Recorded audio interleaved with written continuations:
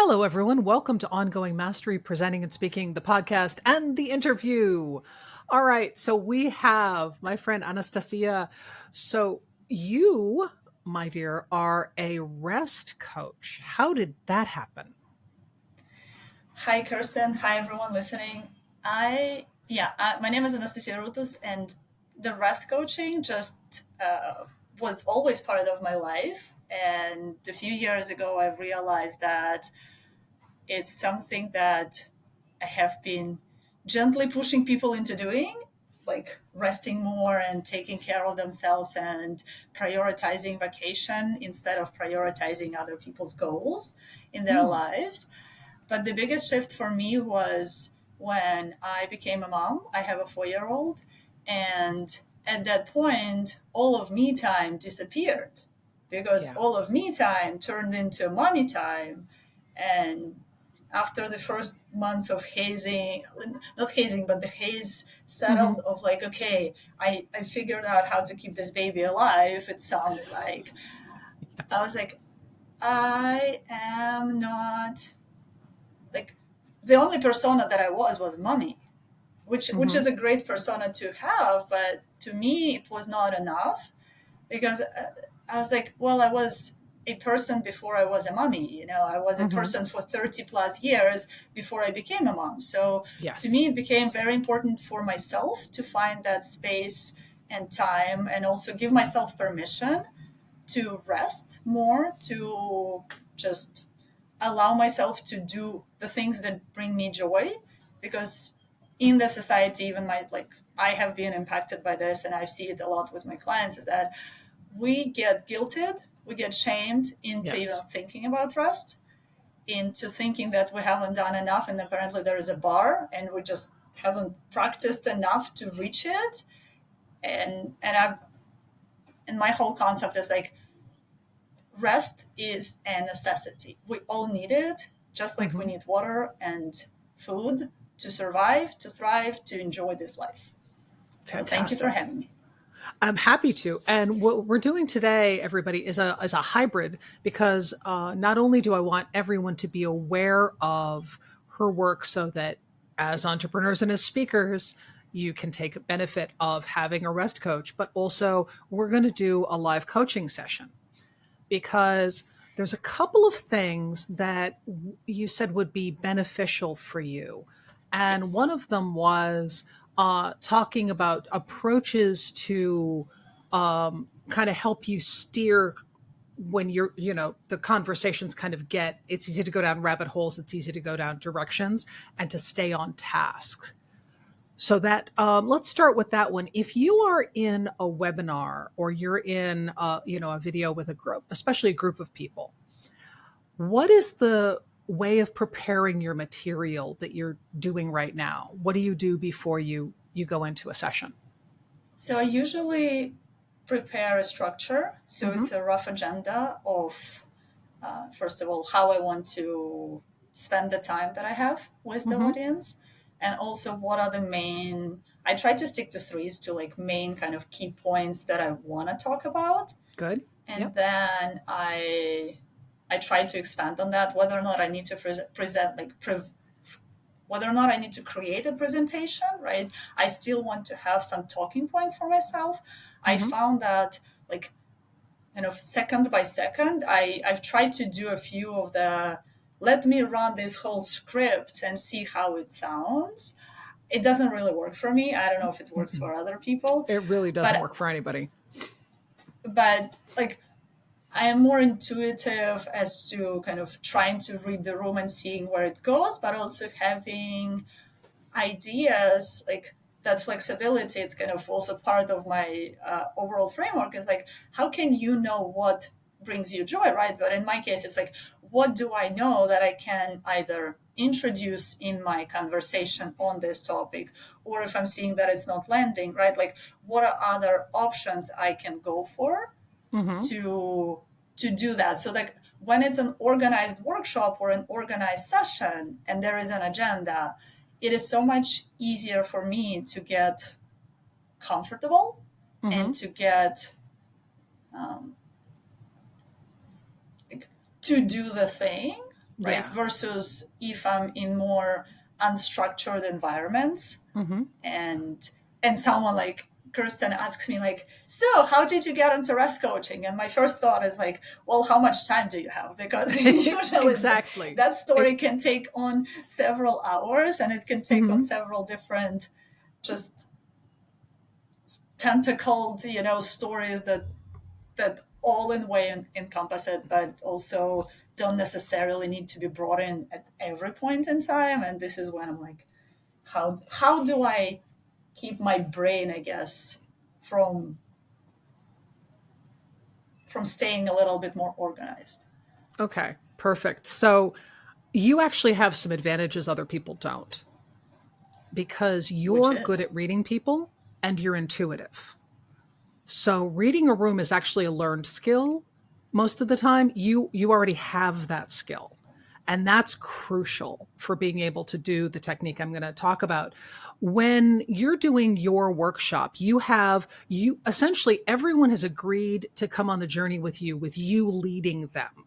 So it's easier because you're pulling them along and going, okay, we're going to do this, then we're going to do this. And it's got that pacing. When you're doing a pitch or an introduction or something else that's looser, the thing is that the entire focus actually has to be on essentially doing what we're doing right now, which is you are actually doing an in the moment live discovery coaching with them. So okay. so the plan that you have for it is actually something that should be very bare bones and very much, I want to find out who's in the room and let's pull out of them so other people can hear, even if it's using the chat pod. They don't have to be on video, they don't have to be talking, but even in the chat pod or using polls, what is happening in the room, and then giving a piece of guidance or thought, and then pulling from them what their experience is and what their thoughts are, because the process of that kind of work is actually an emotional journey for them, not a knowledge journey for them. That is true. You're going to get them somewhere that they will have more knowledge, but they won't necessarily have all the knowledge. And that's the problem that we run into, is because what happens is, like I love my craft and I want them to know all the things. But as you know, and especially as you know, people need to stop and process. Now, that means that when you're giving people new paradigms to work in, sometimes you have to kind of stop, see where they are, recognize they're not quite there, and then gear it way down and go, okay, got it. So I see that there's, let's explore this a little more.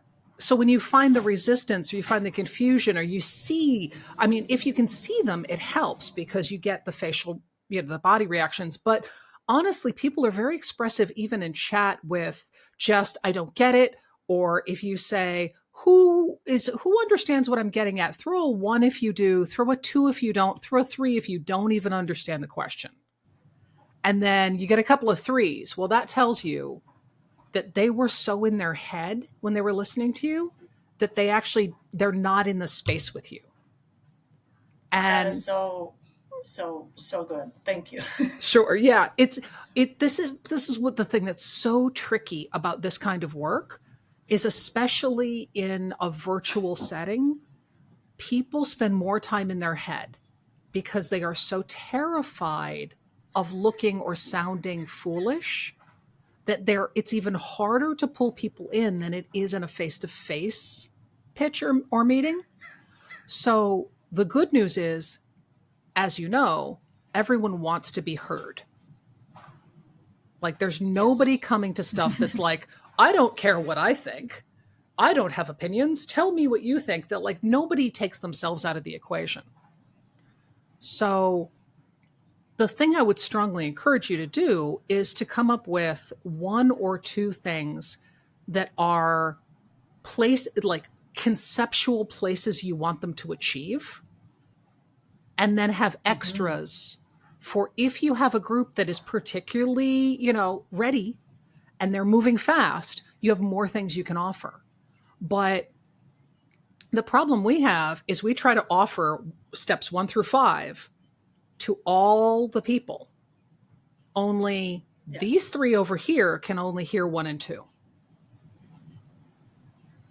Or they don't even get them, right? Or they don't even get them at all. And if it's a virtual thing, right, then it even becomes more because everyone is just multitasking. Exactly.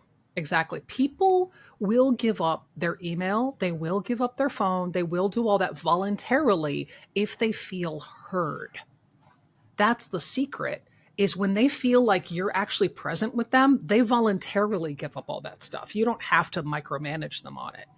And I can't imagine you doing that anyway. But you know what I mean? It's like you don't have to tell people, please don't be on your email. I walk around and shake people. I walk around and be like, sign up. Sign up now. Yeah.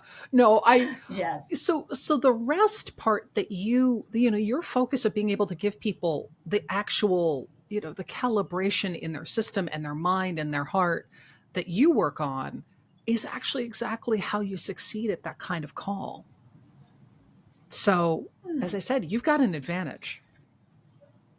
I do. And at the same time, I feel like because there is so much to say, I don't know, have you ever experienced that? Oh, yeah. There is so much to say.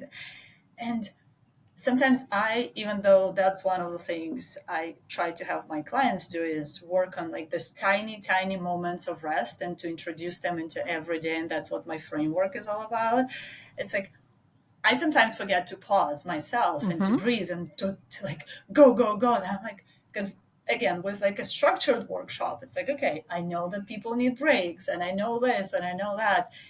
And when I'm in a personal or kind of more less structured interaction way, I'm like, well, I want to know more about them. I want them to learn more about me and let me pile all this information on them. So yeah, this is super helpful to still think about them as more.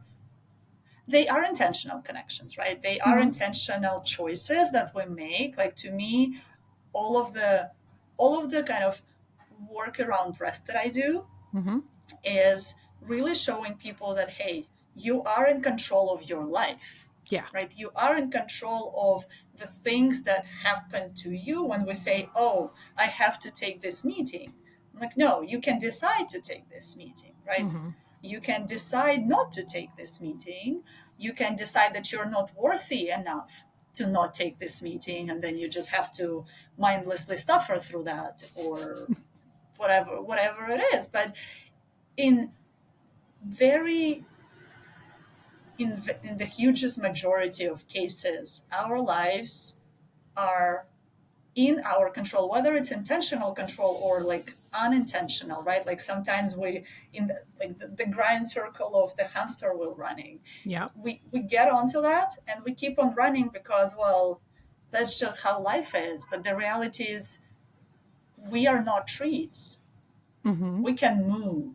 We can change the situation. We can change the environment. We can communicate the things that are working for us and communicate the things that are not working for us, and which is why I'm here, because I'm like, I know what's not working for me, and I love to do things as easy as possible. I love to learn from other experts to get me moving into the direction I want to go in a much more not just aligned way, but without having to study all the years that you've spent studying and practicing this craft. Excellent. Yeah. So it's the hardest part is exactly what you said, which is, you kind of want to do all the things. I would put a sticky note, if you're doing it virtually, I would put a sticky note on your monitor with the main goal of that call. And then I would put a sticky note next to it that says check in or something like that. That basically is like, stop. Are they with you? Do they need a break? Like, where are they? It was a lot easier to do in the room when I was physically present with people and when I'm still doing that, because the joke that I used to say, okay, everybody look at me. Okay. Do you know the Bambi thing where you get the deer in the headlights look like this? Does everybody know what that is? I've got a Bambi rating of 4, which means you guys need a break. So everybody up, out. And I would do that. I mean, I did it about on the right time for the schedule of the class, but I would flex it within like a 15-minute window or so based on the fact that they're not hearing anything. And our brains need breaks very often. That's why sometimes I remember it and sometimes I keep like, well, let me squeeze in much more information into this 1 more minute of interaction with them. Exactly. And the processing part, I mean, the funny part is that, of course, as you know, when we're gathering new information, we're taking it in, but we're also connecting it to previous knowledge and making those pathways. Yep. Well, depending on people's history, depends on how easy it is for them to make those connections. So they might need additional context for why to care about something. That's true. What is it for them? Why, I understand you're saying this is valuable, but I don't need that. And it's like, well, actually, let me pull out of you some situations. Let's talk about your stress. Let's talk about your energy. Let's talk about, the way you rest and what you consider productive. Let's talk about that and pull out of them the things that are not functional and then go, all right, if this was different, what would be the change for you? And have them see themselves. Because the biggest thing, the hardest part in doing this kind of work is that you already know the answer. Yes. That's the brutally hardest part is you've done the formula, you're at the end of it, you've given the answer, it's been graded, it's true, done, right? They don't understand why the formula has to exist half the time. So it's not even giving them the answer. It's having them be willing to hear the formula. Or even understanding why they need to listen to the formula. Exactly. Right? Exactly. So and everybody's different. Yeah. Because everyone's like, I'm so busy. I don't have more time to add more things to my plate. Like resting.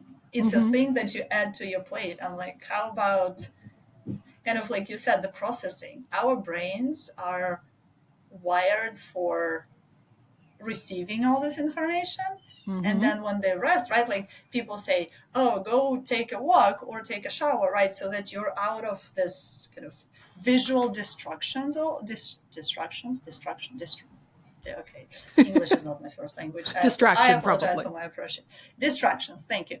But it's like how people say, oh, my best ideas come when I'm in shower. Yes, but can you make that intentional, right? Can you make those 5 minutes, 10 minutes, however long your shower takes, intentional breaks from the screens, intentional breaks from the, other inputs of information that your brain, however it processes it, that it needs? Because our laptops and our phones have a safety system. I am a risk manager by trade, Kirsten, and I've seen it so many times in big banks specifically, is that the tech that we use, the tech that runs the world, right, in a way, it's all built by humans who have built-in safety systems. So our laptops and our phones would shut down if they don't have energy boost, right? And even at that point, it's like there's only so much they can take. They slow down when they have too many tabs open, right? In our Google Chrome tabs or something. And at the same time, our brains are like that Google Chrome. It's like the processing system that we don't give time to. We're like, no, work. We don't hit our phone next to the wall, and just say, or dunk it into a coffee cup to say, work, because you have to, right? We get frustrated, obviously, with it. But at the same time, we're like, well, you just shut down. My phone shut down, right? Like my laptop died, and that's all I could do at this point if something happened. But our bodies shut down the same way.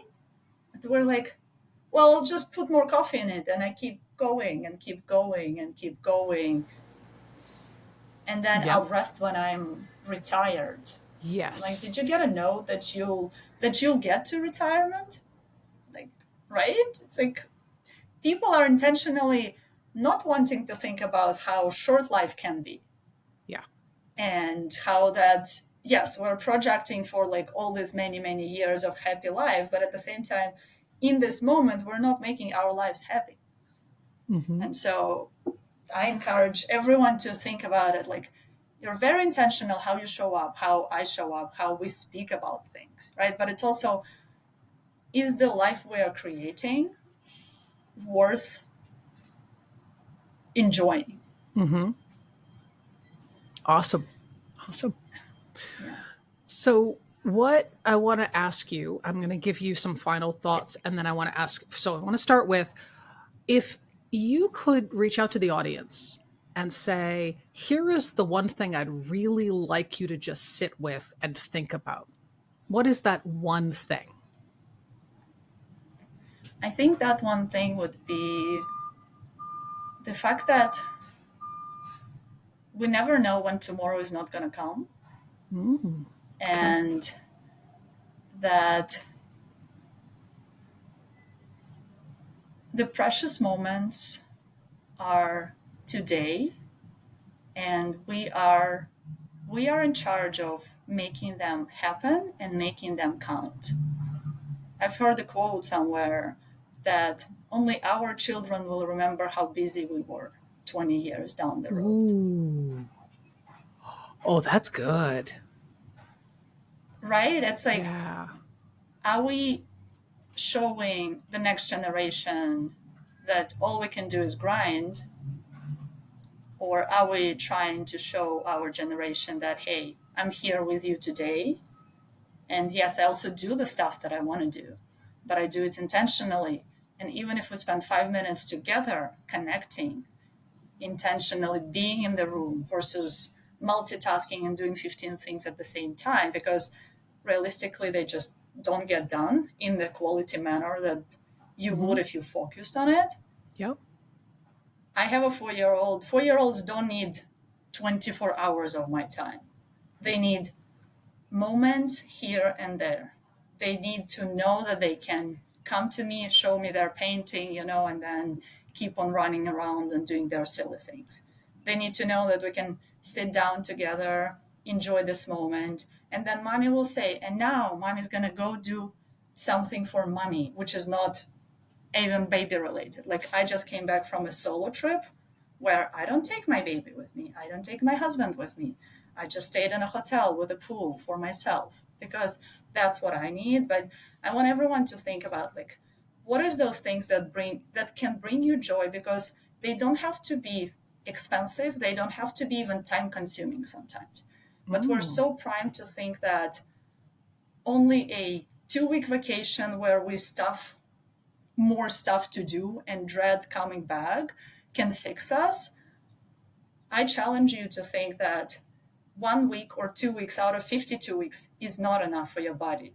And it's also not enough for your like nervous system to be even able to digest the benefits of that time off, whatever that time off is. Versus like if you drink a cup of water every day and you spread it across days, it makes a much more potent impact on your whole system, on your life outlook. The same way, I invite everyone to just think in tiny daily moments of rest. And if you want to try doing it with me, I have a free challenge that I've created. It's on Mm-hmm. my website. Anyone can sign up. It's guided kind of intentional moments of finding 60 seconds. Kirsten, 60 seconds people don't want to give themselves. They would rather Yep. scroll the media, Yep. the bad news and the shame and the gloom and the whatever. I'm not as good as that picture on my whatever, whoever I follow type mental thinking. Like give yourself 1 minute every day for a week and see how that feels. And if you want support, come to me. Excellent. Tell people where they can find you and what your website is. Yes, they can come to my website, which is www.rest.coach, COACH, and they can sign up because the pop-up just comes up there. And they also have all the other information, how to find me on social media there, and how to connect and work with me. Fantastic. So my takeaway for you is going to be to take your content, and when you're looking at the group you're going to be meeting with, the less you know about them, the less you're going to be able to cover. Mm-hmm. Okay. So really, chunk down to what is the absolute, I must get this point across. And that's the one you just hang your hat on. That's the one that's like, no matter what happens, this is what's going to happen today. And if we get into all these other things, that's great. But until you meet your audience, you cannot predict how a day is going to go. I love that. Thank you. Okay. That is really, really, really good. Because sometimes it is true. It's like so many things, and people, whether they resonate or not, right? It's like, how can I give myself also enough time to read the room, right? Mm-hmm. Because I only have one point to bring across. Yeah. With the examples or not. I love that. Thank you. Sure. And I will say to the audience that there is one thing that leads to this, which is if you really need to say all the things, you should be making a video, not doing an event live. Really? Okay. How long of a video does it have to be? I like 5-minute chunks. Like more than 20 minutes, I would not recommend it. I would do 5-minute chapters, and you can string a few of them together. But the whole, let's go watch a video for an hour. I will do that, but I'm not learning the whole time. That's a movie. Yeah, exactly. It's like you don't have the staff to make a movie. So Stop assigning yourself a movie. Yes. Thank you. Thank you. Thank you, everyone, for listening to us. All right. Well, thank you for coming on. And everyone, we will see you next time. Thanks for listening on all of the socials and all of the things. Make comments, give us feedback, let us know what you think, and we'll see you next time. Bye.